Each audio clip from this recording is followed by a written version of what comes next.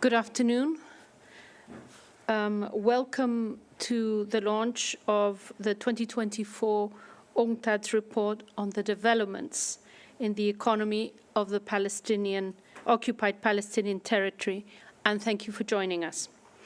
We have with us the Deputy Secretary General of UN Trade and Development, UNCTAD, Mr. Pedro Manuel Moreno, who will present an overview of the findings of this report, and Mr. Mutasim Elagraa, Coordinator of the Assistance to the Palestinian People Unit in UNCTAD, who will present the technical details of the data and the findings, together with the co-author, Mr. Mutasim, who is also here with us today, Mutasim Alazzeh.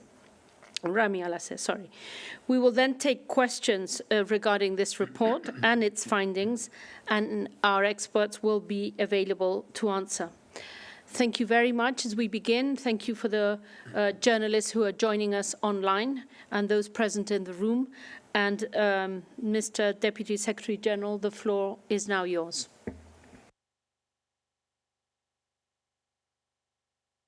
Okay.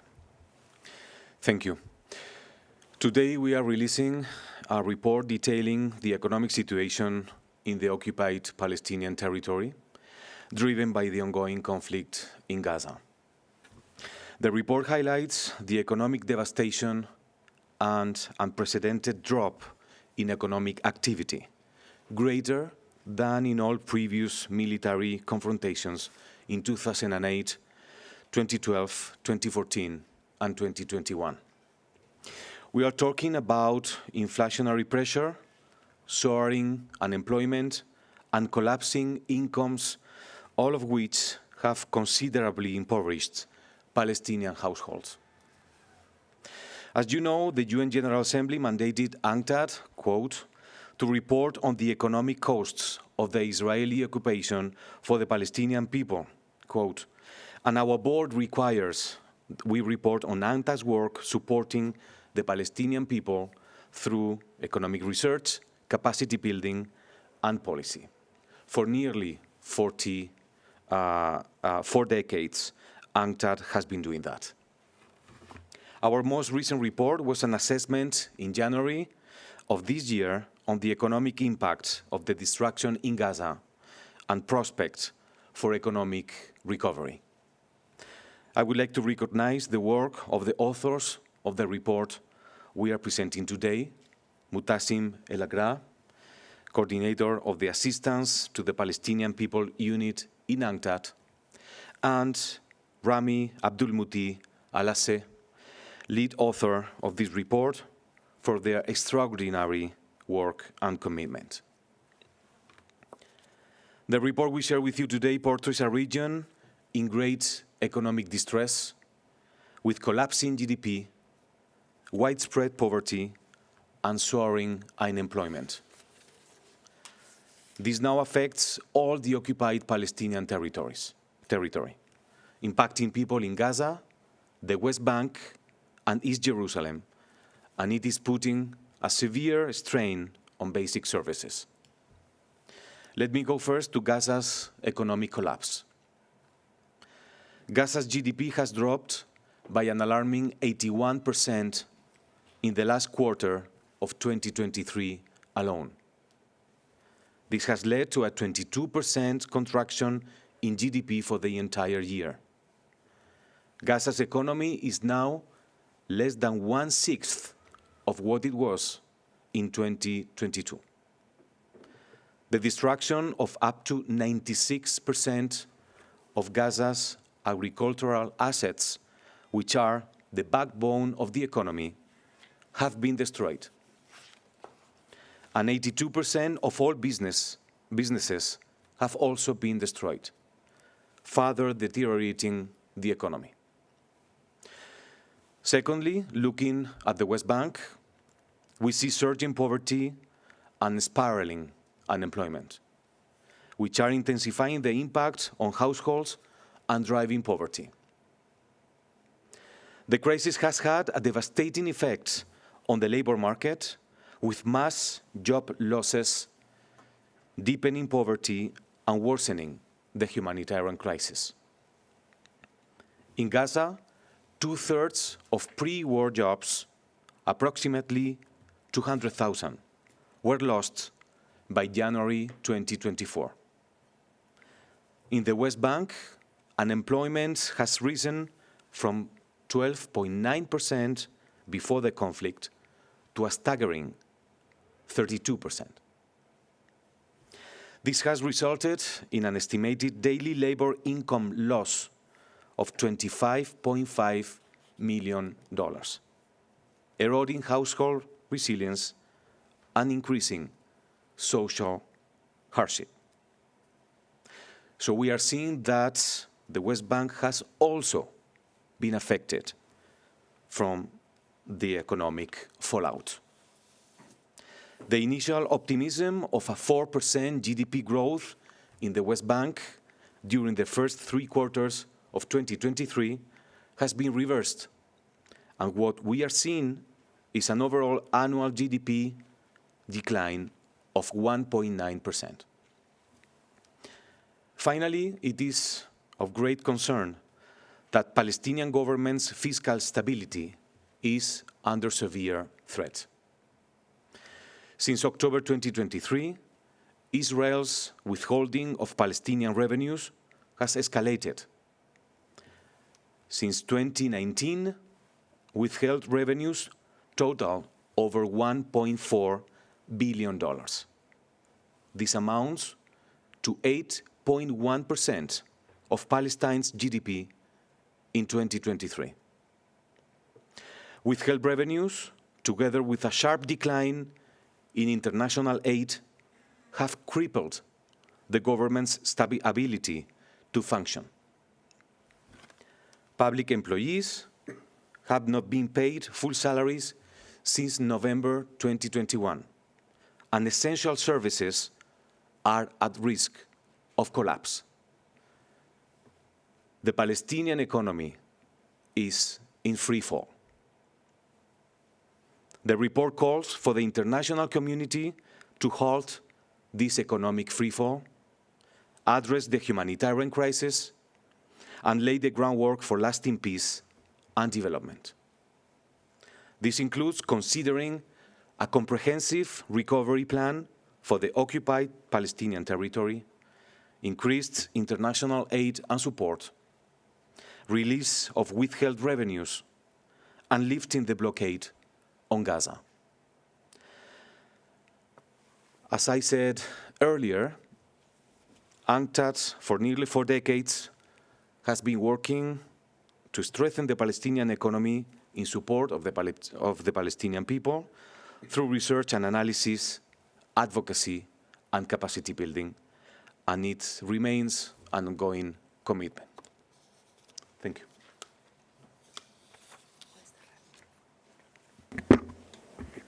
Thank you very much, Deputy Secretary General of UNCTAD. I now give the floor to Mutasim Elagraa, Coordinator of the Assistance to the Palestinian People Unit in UNCTAD and author of this report. Mutasim, the floor is yours. Please go ahead. Thank you. Thank you, Mr. Pedro Moreno. First, let me say something about the scope of this report. The report has, as usual, it's an annual report to the UN Trade and Development Board, and the scope covers all the occupied Palestinian territory. It's not about one region. It covers the West Bank, Gaza, and East Jerusalem. But regarding Gaza, early in this year, UNCTAD published an assessment of the economic impact of the war on Gaza, and that assessment is available. It is still there. The insights there are still relevant. Maybe the numbers have changed, the magnitude of the damage have changed, but the analysis remain valid. Also, UNCTAD prepared a report to the UN General Assembly on the economic impact of the war in Gaza until mid-2024. And that report will be made available soon. So I refer you to these 2 reports because they are specifically about the impact of war in Gaza. and UNCTAD put the focus in Gaza in these reports. Here we take up the whole occupied Palestinian territory. So if I am to summarize these reports in just in a few sentences, I will say that the state of the Palestinian economy was in dire conditions before the latest war. So it just got worse. What has changed is the scale of the destruction. But before the war, the situation was really grim. But of course, the scale matters. You know, this scale of destruction is unprecedented. Also, we should put in mind that the situation in Gaza is catastrophic, but in the West Bank, the situation is also really there and it's deteriorating by the day. So the problem is general. It's in Gaza, in the West Bank, and in East Jerusalem. It's not just Gaza. Although in Gaza it is really extreme. It will take decades and high tens of billions of dollars, if not even more, to rebuild Gaza and put it back like where it was before October 2023. So if we want to return Gaza to pre-October 2023, we need tens of billions of dollars or even more and decades.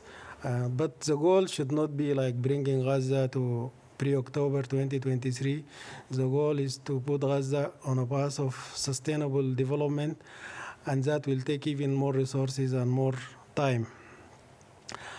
The other important thing that emphasized in the report is a fiscal crisis, which Pedro mentioned, gripping the Palestinian government. The crisis is really bad. It's affected the government ability to provide services, to deliver governance, and to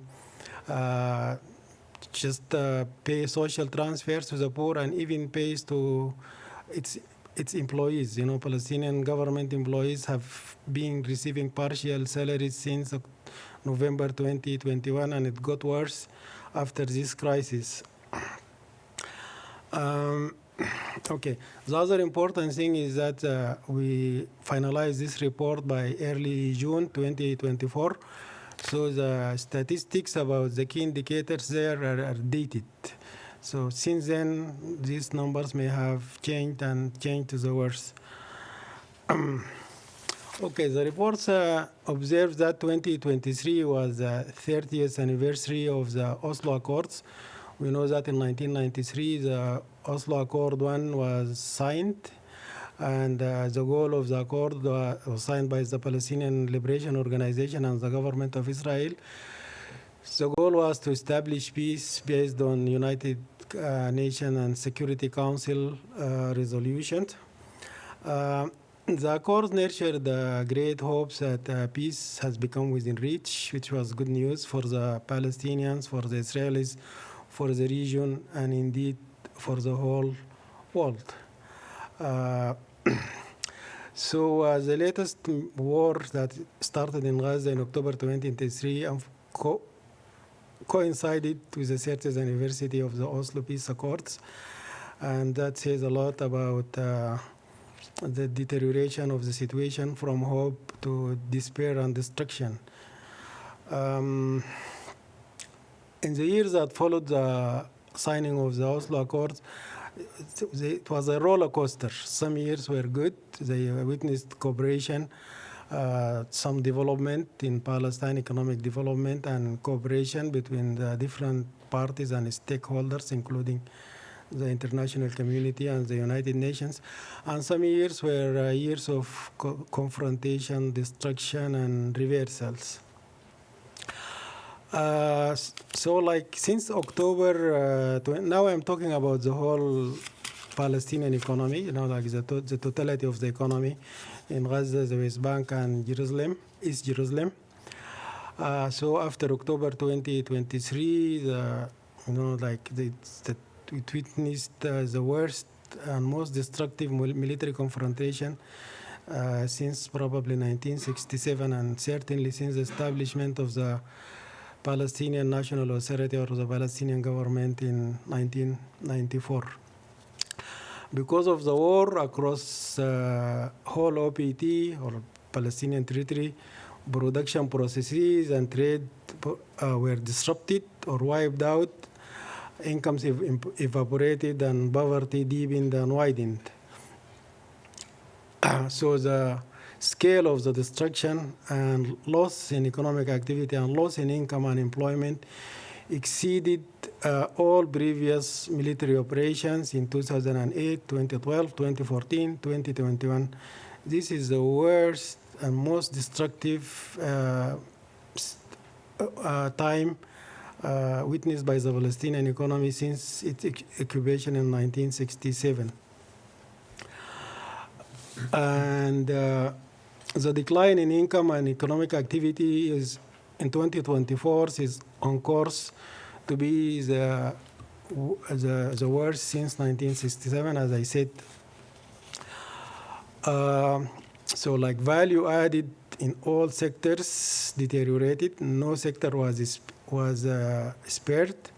For example, the Palestinian agricultural sector in the last quarter of 2023, like it shrunk by 11%.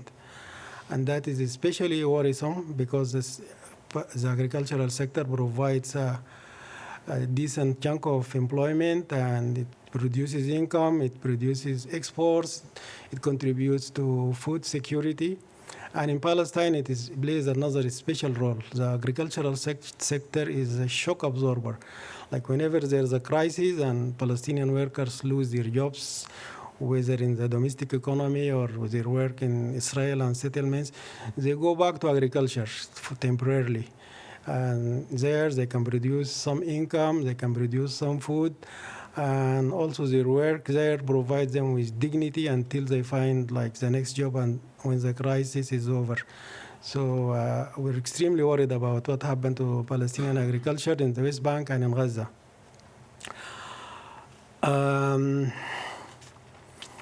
So because of the disruption to economic activities and trade activities,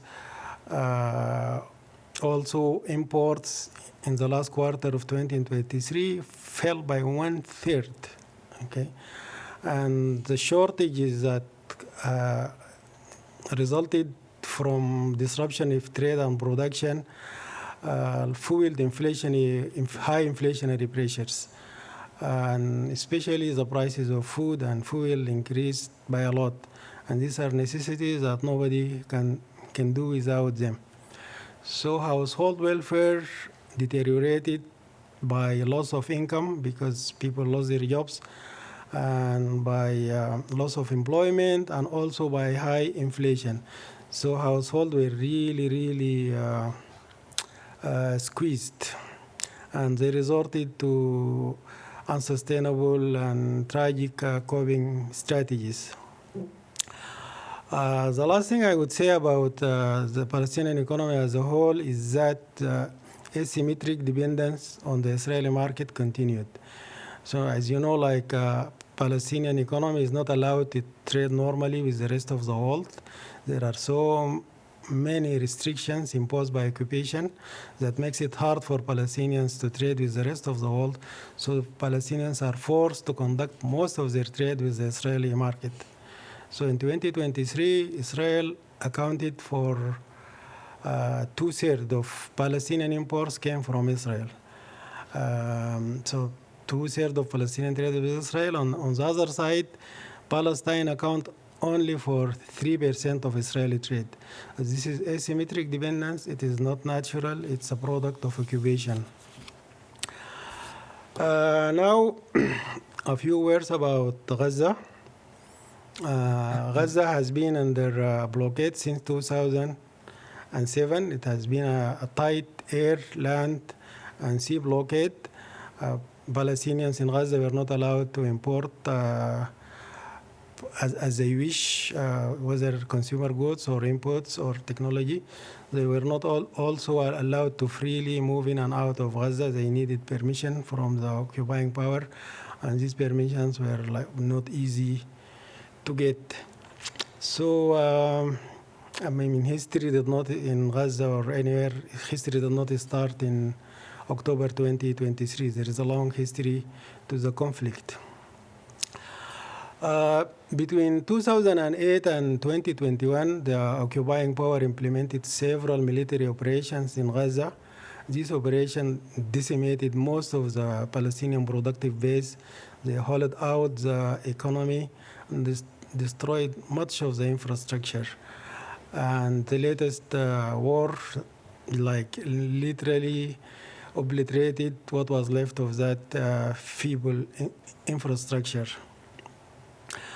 I will not enumerate loss and destruction because, you know, I don't like more than 3/4 of schools were damaged or destroyed. Most of hospitals were destroyed, and even the hospitals that are still on operation, they lack fuel, electricity, medical supplies, and they lack even basic securities. I'm sure you know all of these things.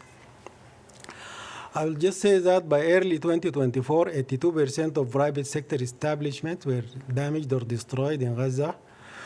Unemployment shot to about 80%.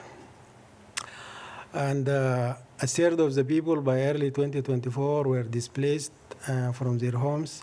And some of them displaced multiple times. Now they live in crowded shelters under conditions of lack of food, lack of medical care, and lack of hygiene. And these are ideal conditions for the spread of disease, physical disease and psychological disease, and all types of suffering. By 2022, 80% of the people of Gaza depended on international aid. That is in 2022, before the war. After the war, poverty and multidimensional poverty engulfs the whole population of Gaza.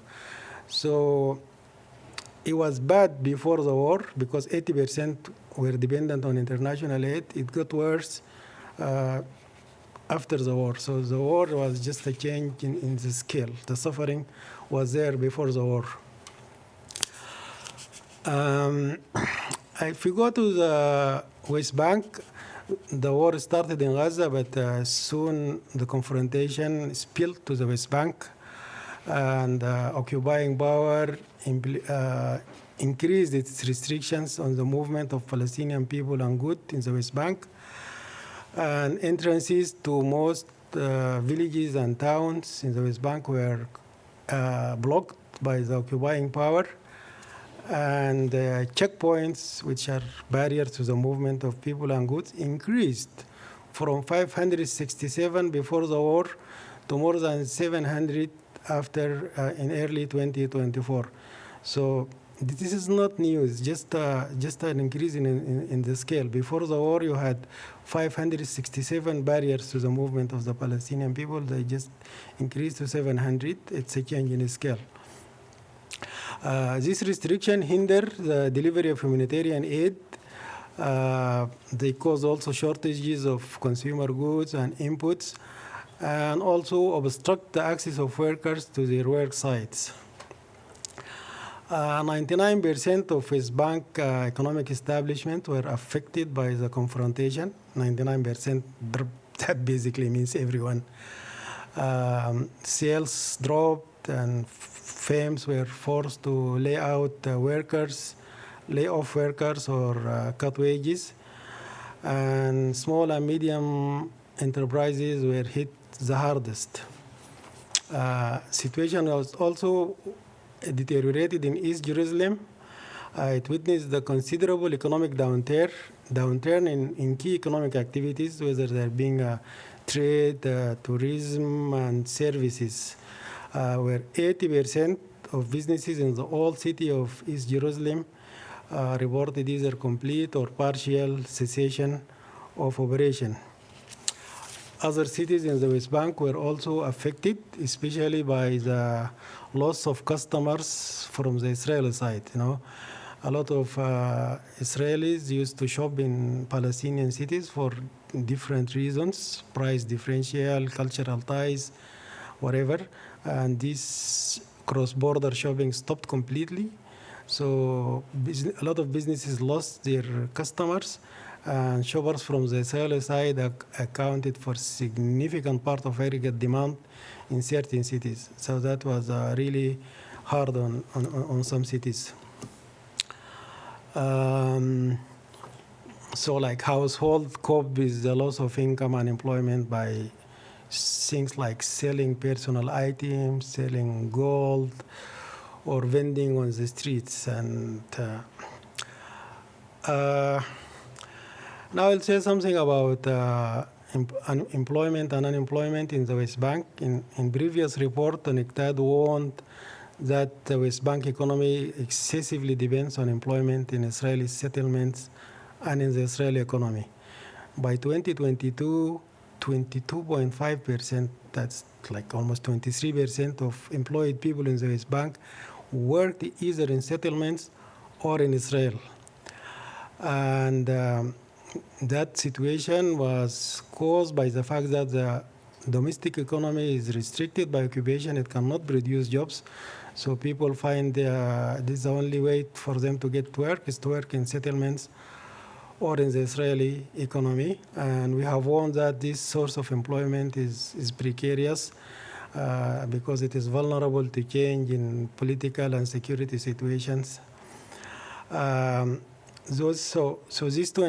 These workers in Israel and settlement used to earn $4 billion a year. And $4 billion was about 1/4 of Palestinian GDP, not West Bank GDP, Palestinian GDP. So all these workers, or upward of 90% of them, lost access to their jobs when the war started. That was a huge shock to Palestinian households and to the Palestinian economy as a whole. Another, even the Palestinian workers who work in the domestic economy, 67,000 of them became unable to access their work sites, because if you live in this city and then you work in another town outside, you cannot move to your workplace because of the deterioration of the security situation. So that was tough.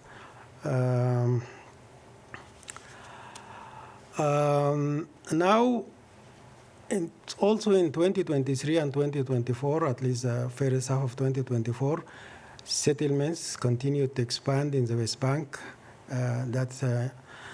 And these settlements are flagrant violation under international law, according to the United Nations resolution and Security Council resolutions, including Resolution 2334 of 2016, which describes them as flagrant violation in the international law.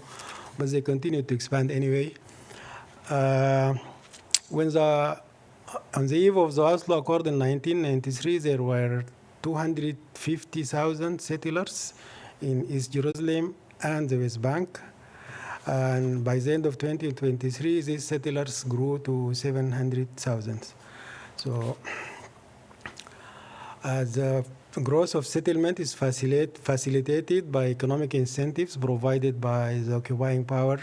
It builds infrastructure that makes settlements possible. Sometimes it provides tax advantages and other subsidies to settlers to move there.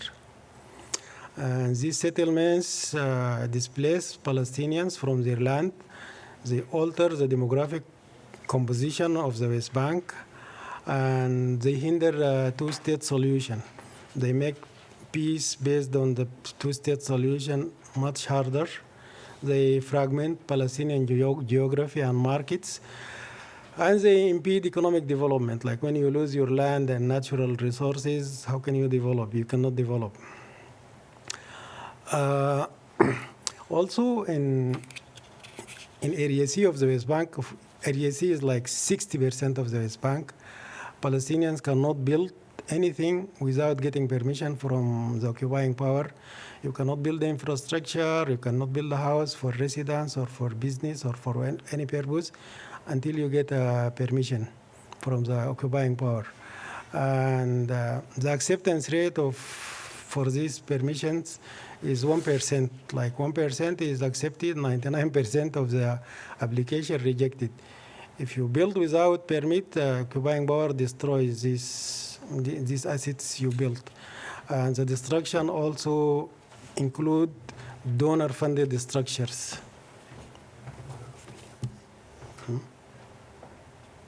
Okay. So these are the situation in the West Bank, and also settler violence peaked after October 2023. And all this create a coercive environment that pushes Palestinians out of Area C of the West Bank.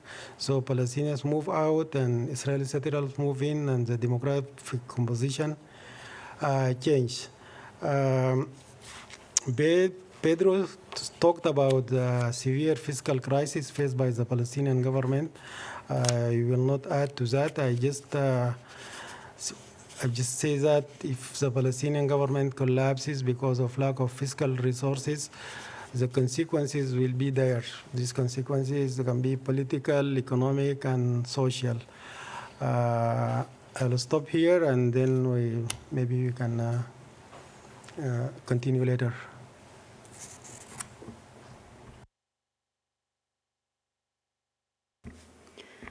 Thank you very much. We now open the floor for questions regarding this report from the media. First, we will take questions from journalists in the room, and then from online journalists. Please identify yourselves when you make your questions, and I would also invite to the podium Mr. Rami Abdulmuti Alazzeh, co-author of the report, and to whom I apologize for the earlier mispronunciation of his name. Thank you. We'll take questions. First, please identify yourself for the benefit of our speakers. Thank you. Hello, my name is Christophe Vogt. I'm a reporter with Agence France Presse here. Thanks for the presser.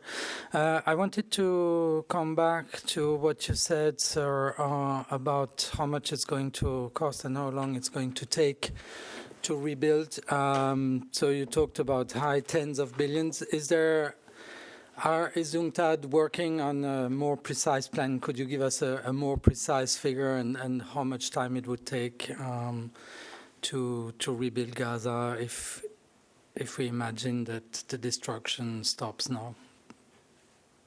Thank you. We can take a further question perhaps from the room and then pass it on to our authors. One by one. Okay.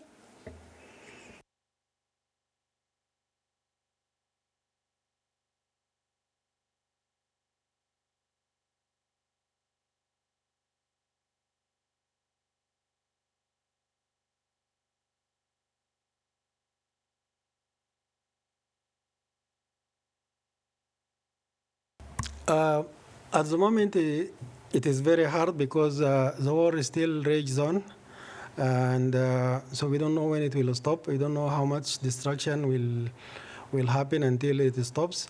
But the evidence we have now, it will be, as I said, like high tens of billions or maybe even more, because just a few months ago, just the houses that were destroyed, the buildings that were destroyed cost like maybe $18 to $20 billion. So if you just want to replace these buildings, it's just $20 billion. And I mean, the destruction has intensified since then. And also, if you talk about the infrastructure destroyed, the irrigation systems that were destroyed, the farms, just removing the rubble will be very costly, and it will take such a long time. So it will take really, really a lot of billions of dollars, and it will take decades to bring Gaza back to where it was before October 2023. But I repeat, the goal of the international community should not be returning Gaza to pre-October 2023. It needs to be put on a path to sustainable development by establishing peace, lifting the blockade, allowing the Palestinians to produce normally and trade normally in peace with the rest of the world. Thank you very much. Further questions from the room? Yes, please. Good afternoon. I'm Jamie from Associated Press. I wanted to just go over the numbers, if you don't mind. You mentioned this figure of 1/6, that it's declined to 1/6. Could you just be a little bit more specific about how you get to that number? Because I did the math, and I'm sure your math is better than mine, but I get roughly 1/7, which is, so what is your benchmark for pre-October 2027? Is it the previous quarter? Is it the previous year?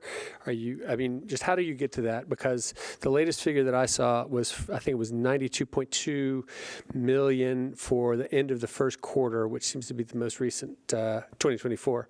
So how do you get to 1/6? Thanks. Thank you very much. The question, please. But this number depend on what are we comparing. If we're comparing last quarter of 2023 with last quarter of 2022, or are we comparing the first quarter of 2024 to the first quarter of 2023, or are we averaging them out? So that's change the calculations. But I think Rami can give more details. So it is true. So the first quarter of 2024, the GDP in Gaza basically was 14% of what it was in Q1 of 2023. But when we say the economy in Gaza is less than 1/6, is basically the averaging of the Q4 of 2023 and the Q1 of 2024. In Q4 2023, the economy lost 81% of its value compared to Q4 of 2022. And then in Q1 of 2024, it lost 86% of what it was in Q1 of 2023. So it's not a one quarter kind of calculation. It's an average of since the war in Gaza started. I just want to make sure I heard you correctly. So the 1/6 you're talking about Q4 of 2023 compared to Q1 of 2024. Is that right? It's the average decline. So if you take Q4 and Q4 of 2023 and Q1 of 2024, and you compare them to the similar quarters of Q4 2022 and Q1 2023. So it's one quarter, now the one quarter will not give you the full picture, but you can see the trend over the quarters. So first we started with the 81 decline, now we have 86 decline. So on average, that's why we say it's less like 16% of what it was in comparison. And the last figures you have is Q1 of 2024, correct? Exactly. Yes, that is clear. Thank you. If there are no further questions from the room, we now go to our colleagues who are online. I first give the floor to Jeremy Lange from Radio France. Please, the floor is yours. We hear your question. Thank you. I'd like to go back to what you just said, to what Mr. Moreno said earlier, like 2/3 of jobs destroyed. I'd like to know what are the remaining third that are left. Who is working today in Gaza, and how is money basically running? Given the extent of the devastation, and we even talk of an economy left in Gaza. I'm not talking about the West Bank, but is there any economy left there? Thank you very much for the question. I will pass it over to Rami. Please go ahead. So what's left in Gaza is basically the humanitarian support. There's not much left in Gaza, and when we say 2/3 of the jobs were lost, already Gaza's unemployment before October 2023 was 45%. So what's left in Gaza now is just the humanitarian aid workers, local UN staff, doctors, nurses. That's it. The economy is basically collapsed months ago. So this is what's left in Gaza functioning now. Thank you. I do not see any further questions in the room. Please go ahead. Maybe a follow-up to Rami. What about West Bank? Thank you. Could you kindly identify yourself? I'm Dina Abisab, a correspondent of different Arabic media. Thank you. Thank you. Rami, please go ahead. In the West Bank, it's what we're seeing now. It's the worst economic decline UNCTAD has registered since 1972 in terms of GDP, in terms of GDP per capita. And if we just look at the first quarter of 2024, the decline was 1/4 of the GDP. Our estimate says that the decline during 2024 will be between 1/4 and 1/3 of the economic activity in the West Bank. And just to give you a comparison, in the peak of the second intifada in 2000 till 2002, the Palestinian economy lost 33% of its value. And now we're seeing this drop over 1 year. Unemployment, basically, it's the highest unemployment recorded for the West Bank. Even in the peak of the second intifada, the highest we've seen is 28%. In the first quarter of 2024, unemployment reached 35%. So we're talking about almost triple what it was prior to October 2023. If I may add something, also in addition to the problem of unemployment is that public sector employees have been receiving partial salaries for 3 years now, and also private sector employees witnessed reduction in their salaries that averaging around 20%. The other thing about unemployment, when we say unemployment is 35%, it means 35% of people who are looking for work cannot find it.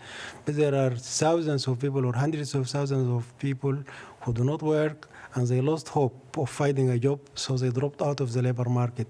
These are not included. When you include them, that shows the problem of unemployment is far worse than the 35% official rate.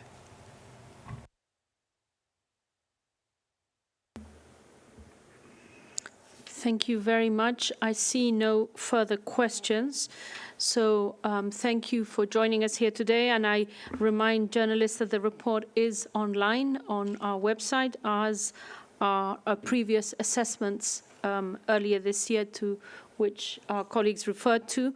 And of course, our experts are available to speak to media for any further questions. And Jamie, again, yes? One last question. I'm just rereading my copy as I prepared this. You do say this recovery plan. You talk about this. Maybe somebody asked this. I'm sorry if I'm repeating it, but what kind of time frame, given the current state of affairs, do you see that possibly happening? I mean, is there a recovery plan even envisageable or in sight at the moment? What I can say is that we are the UN Trade and Development, and our expertise is economic and development.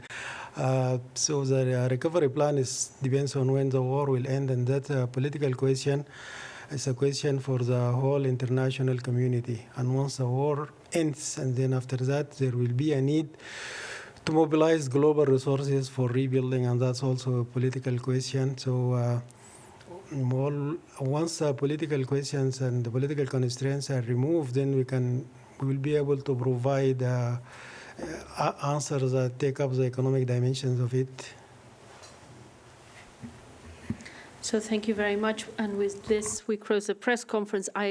In this regard, I would also point you to the recent statements by the UN Secretary General he made yesterday and the day before regarding this, and he speaks for all of us. So I would refer you to those and to our economic analysis, which is online, and our experts, which are available for any further questions you might have. Thank you very much indeed. Thank you.